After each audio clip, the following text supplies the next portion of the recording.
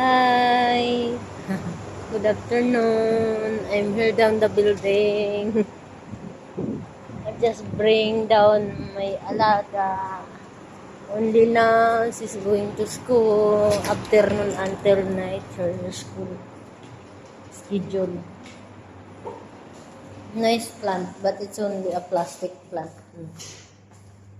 It's not the real one. Need to go up na.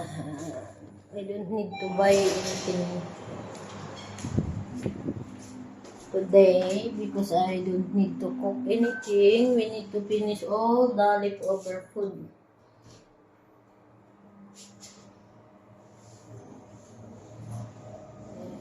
It's dark in the elevator. The light is color red. Why my color is different also.